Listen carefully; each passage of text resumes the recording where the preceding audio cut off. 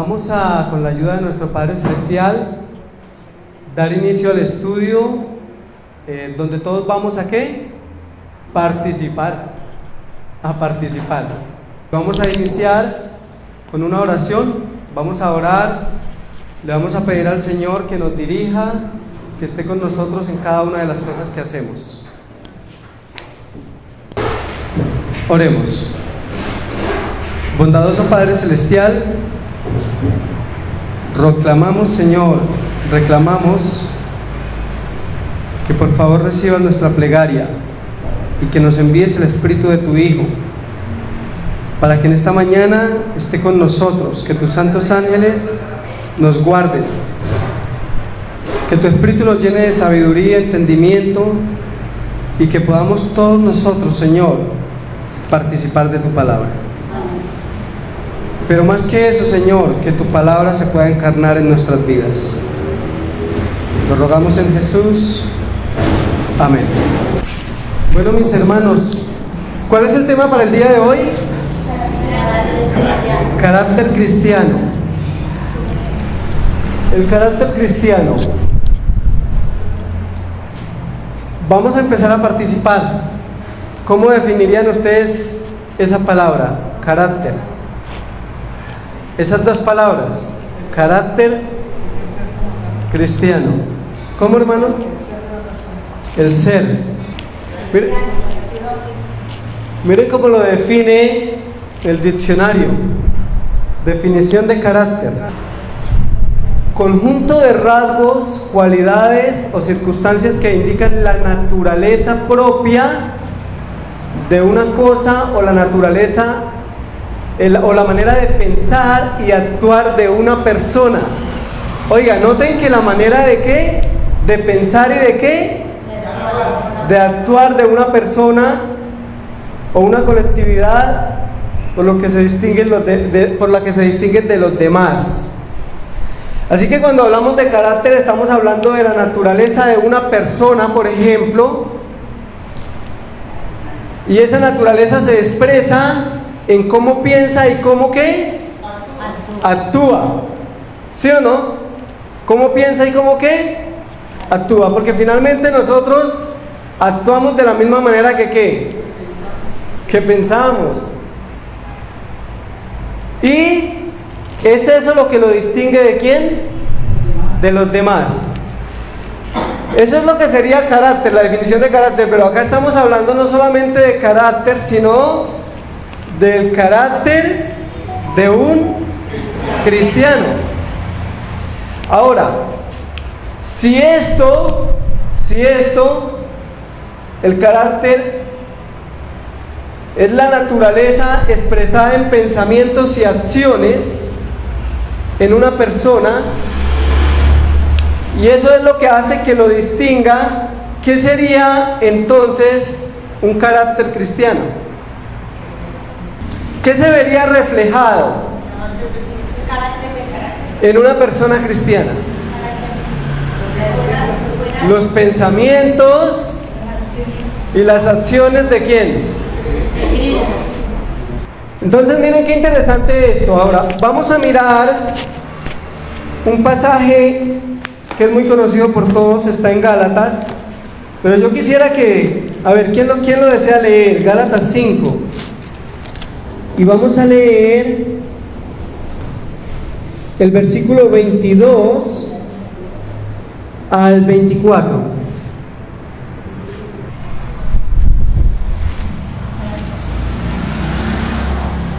Dice la palabra de Dios: mas el fruto del Espíritu es amor, gozo, paz, paciencia, benignidad, bondad, fe, mansedumbre, templanza. Contra tales cosas no hay ley. Pero los que son de Cristo han crucificado la carne con sus pasiones y deseos. Amén. Amén. ¿Qué está reflejado ahí, hermanos? ¿Qué ven reflejados ustedes ahí?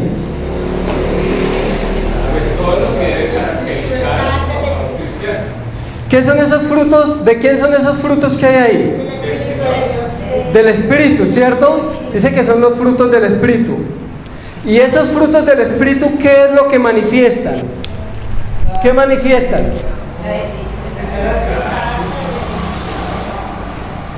Esos frutos lo que manifiestan es quién es Él. Así que en esos frutos del Espíritu vemos el carácter de quién, de Dios. Ahora, esos frutos del Espíritu, que son una manifestación de su carácter, así que todo el conjunto de esos frutos son los que manifiestan ¿qué? El carácter de quién, de Dios, ¿sí o no? Amén. Todos esos frutos son los que manifiestan el carácter de Dios. Así que por esos frutos sabemos nosotros quién es Dios. ¿Cómo es Dios? ¿Qué dice la Escritura? Amor. Más el fruto del Espíritu es ¿qué? Amor. Amor, ¿qué más? Paz.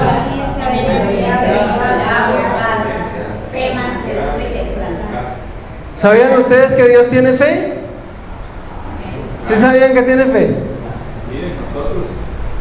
en nosotros.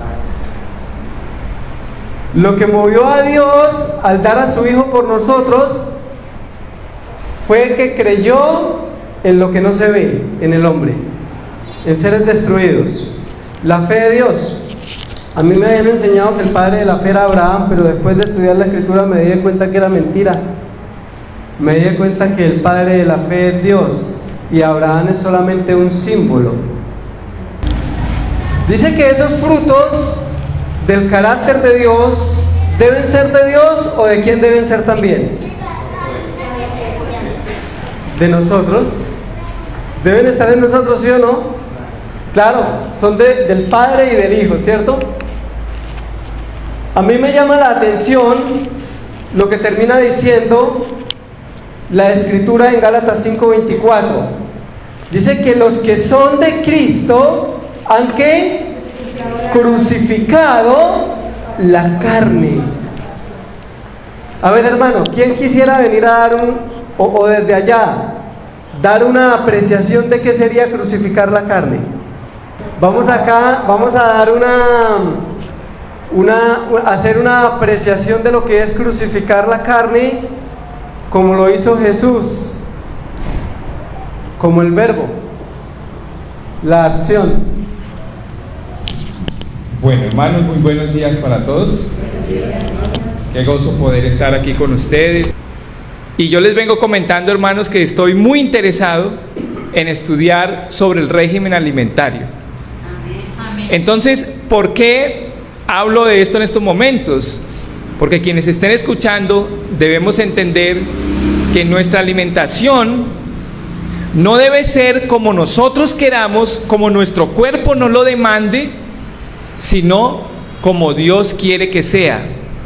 Y Dios no es un Dios tirano que se impone y que domina y que somete el espíritu o el corazón o la voluntad de alguien para obligarlo a hacer lo que Él quiere, porque Él quiere simplemente, sino que Él es un Dios que quiere mostrarnos un régimen alimentario que nos permita a nosotros ser felices, ser libres.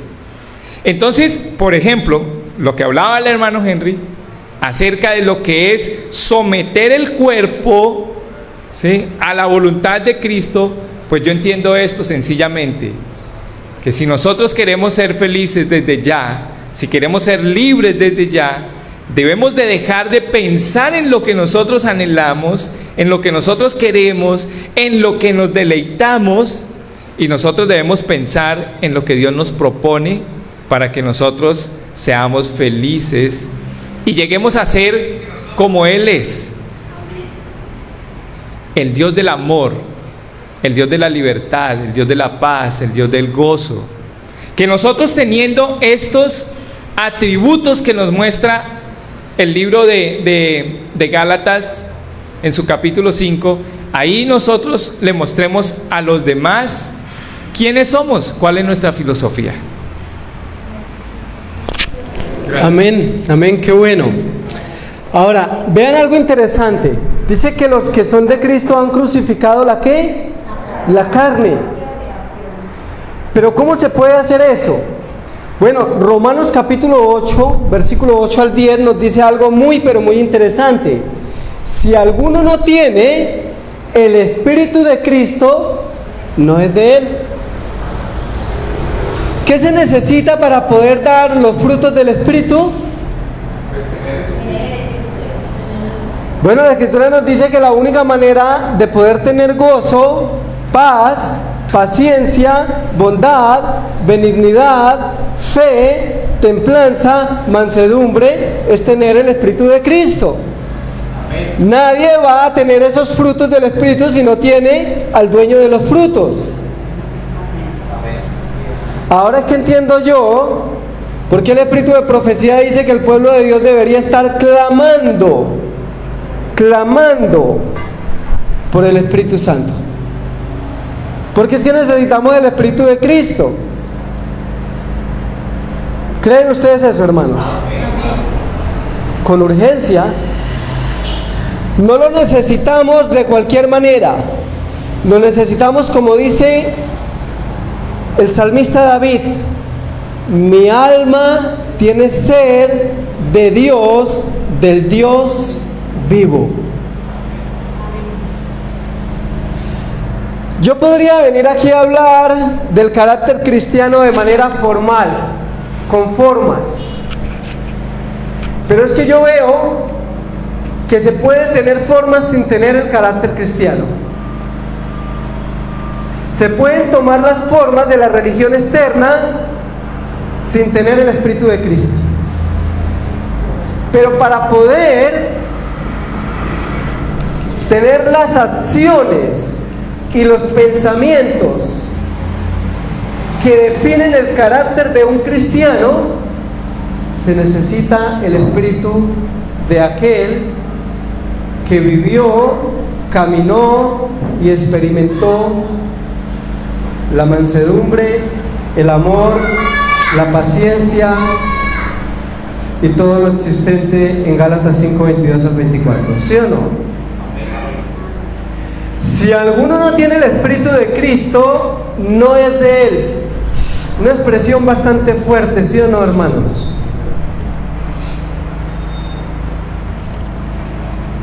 Pero si Cristo está en vosotros, el cuerpo en verdad está muerto. ¿Cómo está el cuerpo? ¿Y por qué está muerto? Porque los que tienen los frutos del Espíritu han crucificado la carne.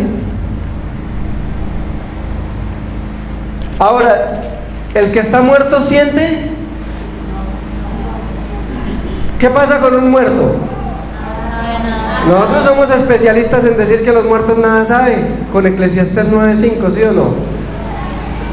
Ahora, ¿un muerto siente o no siente? No siente nada.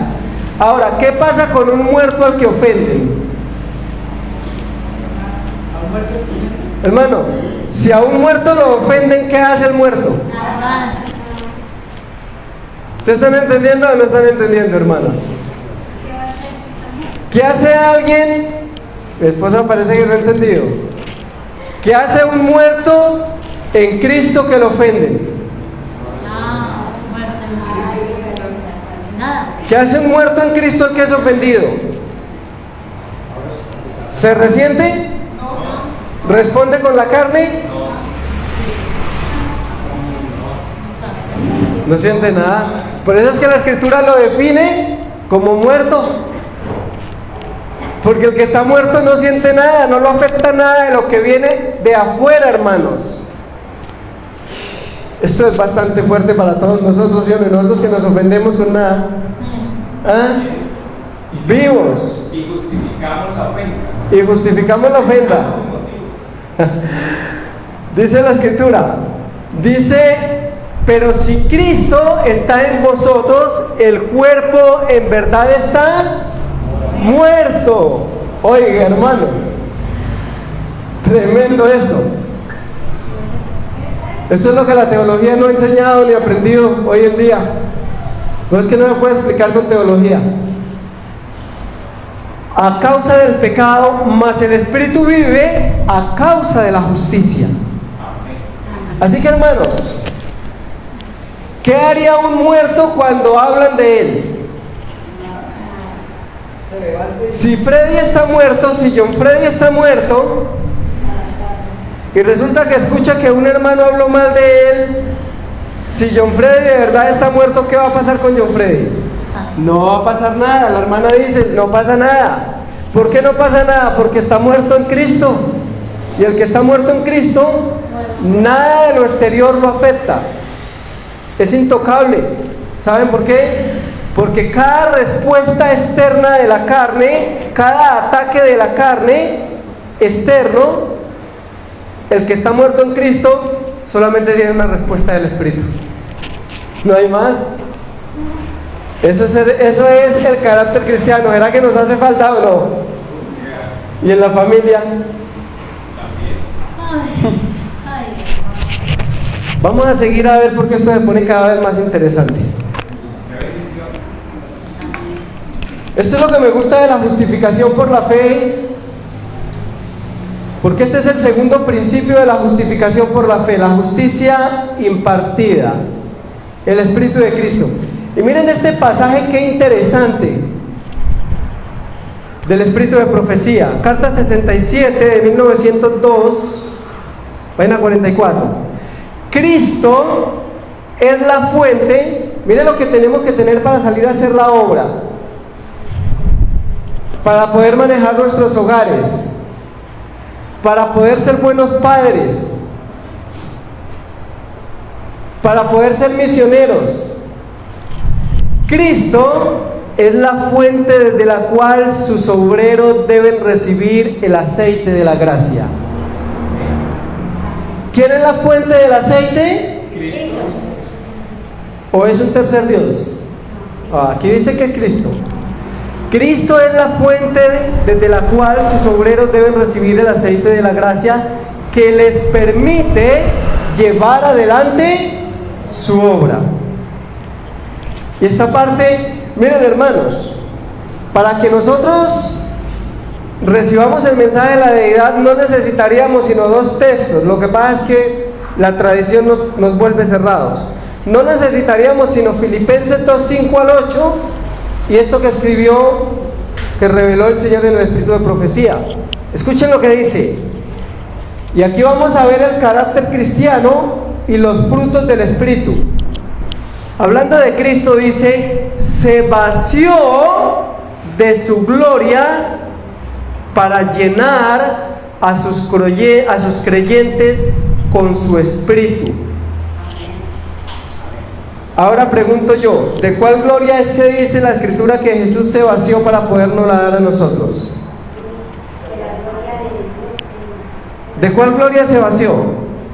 Filipenses 2.5. ¿Quién quiere leerlo acá fuerte? 2.5 al 7. ¿Alguien que desee leer Filipenses 2.5 al 7? Gracias.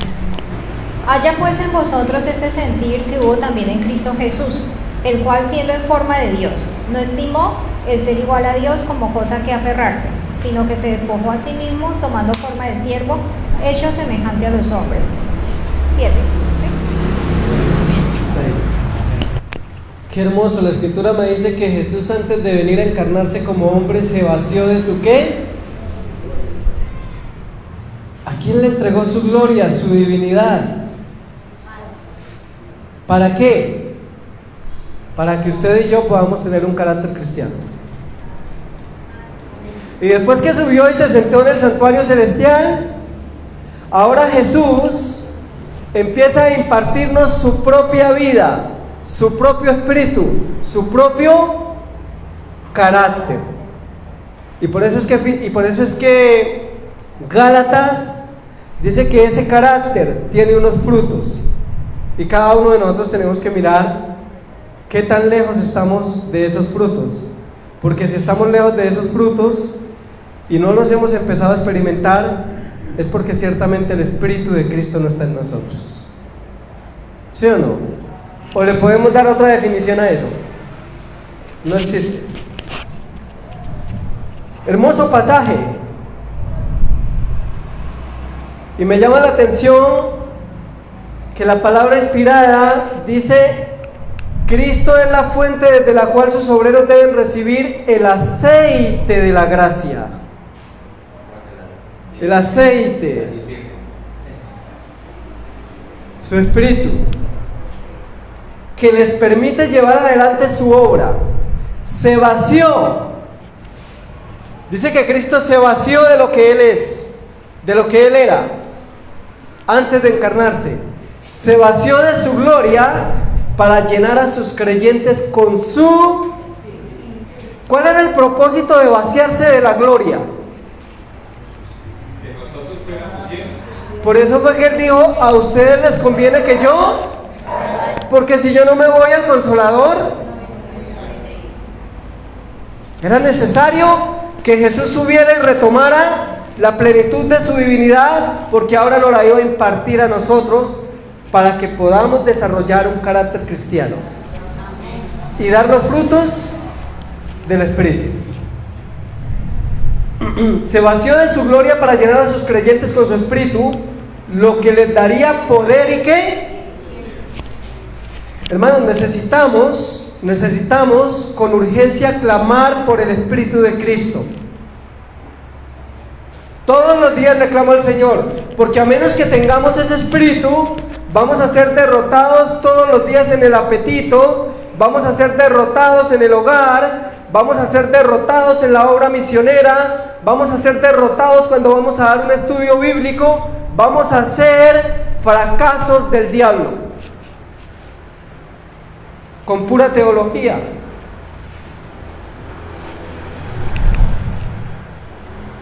Efesios 2:18. Me gusta Efesios 2:18 porque Efesios 2:18 dice que hay un solo camino para que nosotros podamos en la Nueva Jerusalén estar en la presencia del Padre, y para que ahorita en esta tierra podamos estar en la presencia del Padre, porque por medio de Él, ¿quién es Él?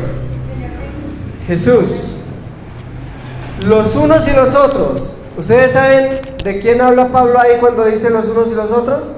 Cuando ustedes leen desde el versículo 14 en adelante, dice que Cristo derribó la muralla de separación que había entre judíos y gentiles. Y dice que ahora, por medio de Jesús, los unos y los otros tenemos entrada por un mismo Espíritu al Padre. ¿Qué se necesita para poder estar en la presencia del Padre? A ver, hermano Fabián, ¿qué se necesita para estar en la presencia del Padre? Según ese pasaje.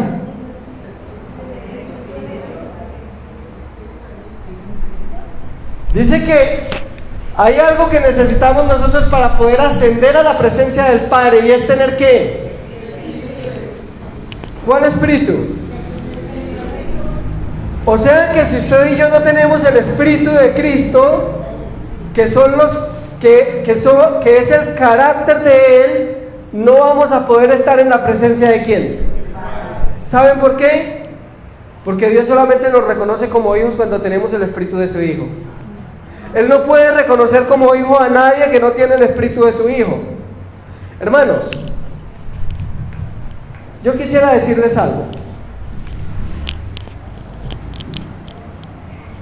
Muy fácil es que nosotros caigamos en el espíritu farisaico de creer que por conocer la teoría de la verdad ya estamos en la presencia del Padre, por entender que no existe una Trinidad. Pero aquí dice que lo único que hace que nosotros podamos estar en la presencia del Padre es tener el Espíritu ¿de quién? De su Hijo. Y cuando tenemos el Espíritu de su Hijo, hay algo que nos dice la Escritura, y que yo creo que la hermana, la hermana quiere leerlo. Gálatas 4:6. Venga, hermana, para que hagamos esto participativo aquí.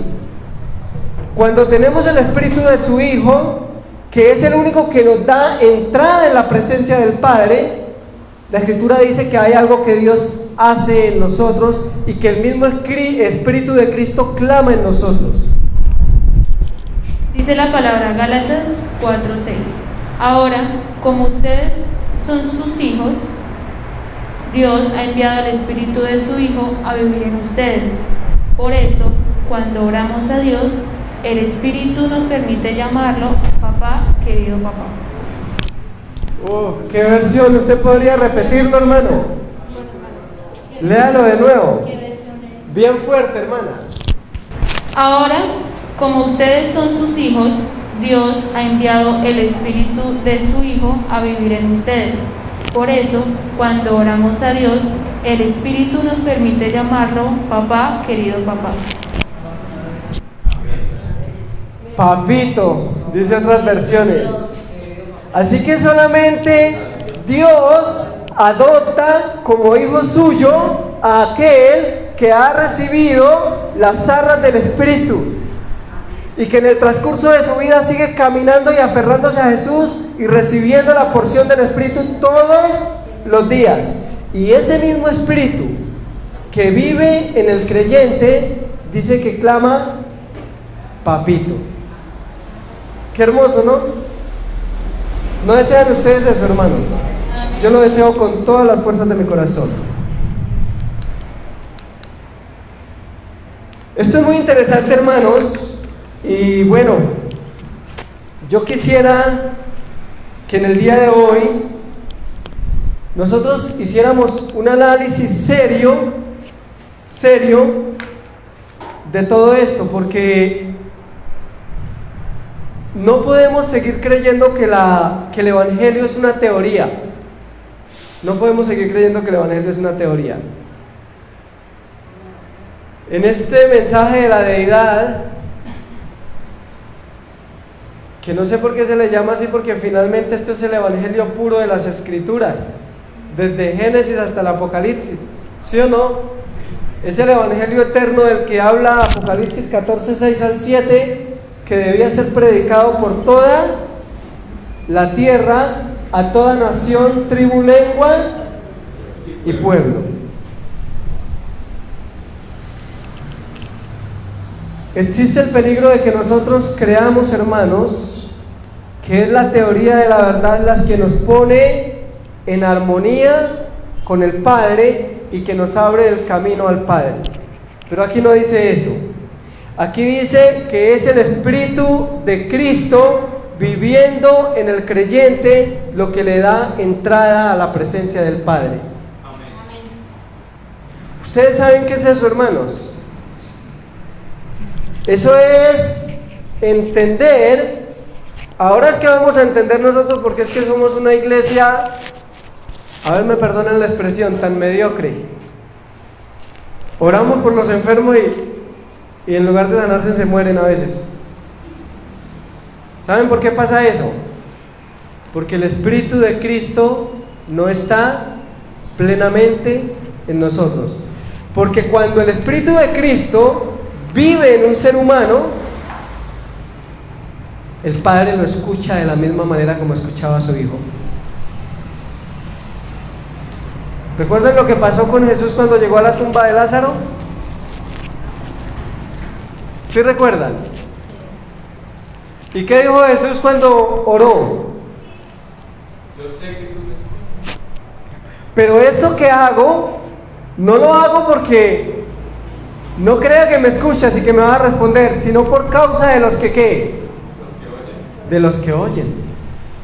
Jesús iba convencido, hermanos, cuando multiplicó los panes. Hermanos, cuando los frutos del Espíritu están en nuestra vida, nosotros hablamos y como tenemos el Espíritu de Cristo no pedimos para nosotros, no anhelamos nada para nosotros, sino que todo lo que pedimos lo pedimos en el Espíritu de Cristo. Y cuando pasa eso, ¿sabe qué hace el Padre? Más nos tardamos nosotros en pedir que en Él responder. El problema nuestro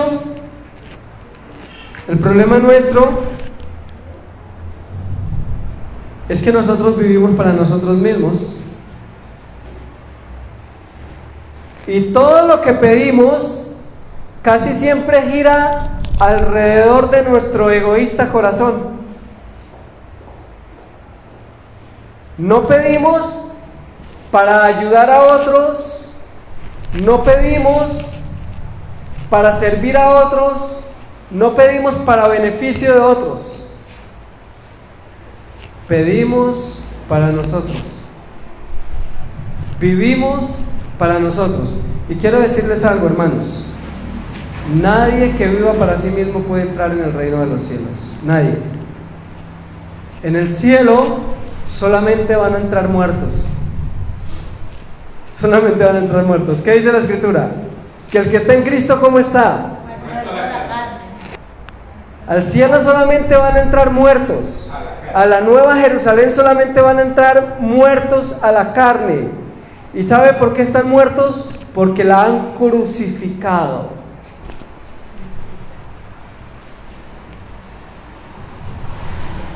Yo quisiera, hermanos, que el Señor haga una obra en nosotros bien especial. Yo quería que esto fuera corto porque viene un tema muy importante y vamos a continuar de largo.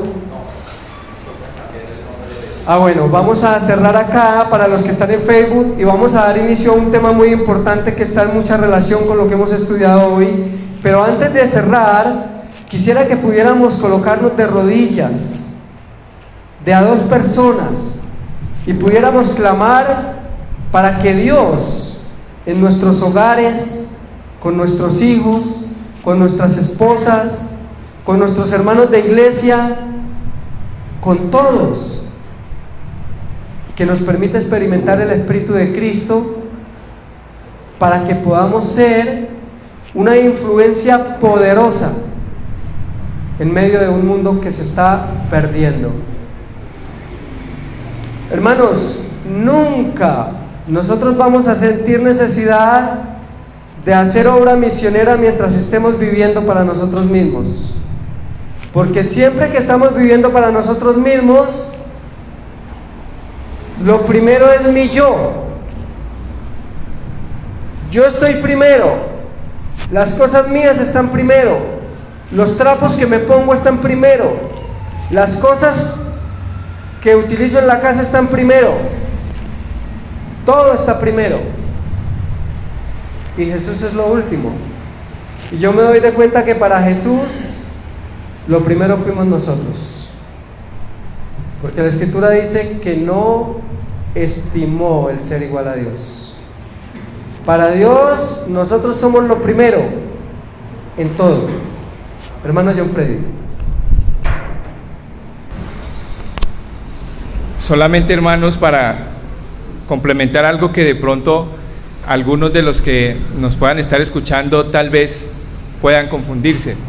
Y es cierto, al reino de los cielos solo vamos a llegar aquellos que logremos morir, estar muertos a la carne, ¿cierto? ¿Y por qué pasa eso? Porque resulta que dice Primera de Corintios capítulo 15, verso 44 y 45, vamos a leer. Saca tu Biblia. Capítulo 15 de Primera de Corintios, verso 44 y 45, dice lo siguiente: se siembra cuerpo animal, resucitará cuerpo espiritual. Hay cuerpo animal y hay cuerpo espiritual. Primera de Corintios, capítulo 15, leímos el verso 44. Sí. Ahora vamos a leer el verso 45. Entonces vemos que cuando se siembra el cuerpo animal, entonces, ¿qué resucitará? El cuerpo espiritual. Entonces, cuando el hermano Henry nos comparte y nos dice, sí, en el cielo solo van a haber muertos a la carne. ¿Por qué? Porque cuando morimos a la carne, entonces, ¿quién nace en nosotros? El Espíritu. ¿Y quién es el Espíritu? Porque el Señor es el Espíritu. También lo dice el Señor a través de Pablo. Entonces, y dice el verso 45, así también está escrito: fue hecho el primer hombre, Adán, alma viviente o cuerpo viviente; el postrer Adán, espíritu vivificante. El postrer Adán, ¿quién es el postrer Adán? Nuestro Señor Jesucristo. Él es el postrer Adán. ¿Sí? Dice el verso 45, ¿cierto? Y por eso nos aclara que Cristo es espíritu vivificante. Entonces, en el cielo van a estar todos los que murieron a la carne, para que ahora ya no esté Adán, el primer Adán, que es alma viviente o cuerpo viviente, sino que ahora va a estar Cristo, que es espíritu vivificante. Y bendito el Señor, y por eso ojalá en los hogares también oren junto con nosotros, que estaremos acá orando. Busque a su hermano o a su hermana, y si no está alguien a su lado, pues hágalo solo, pero oremos clamando que el Espíritu de Cristo venga a nuestros corazones. Amén. Qué buena la aclaración del hermano John Freddy.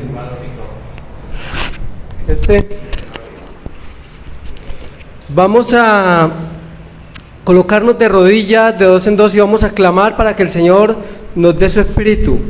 Pero antes de hacerlo, quiero decirles algo, hermanos.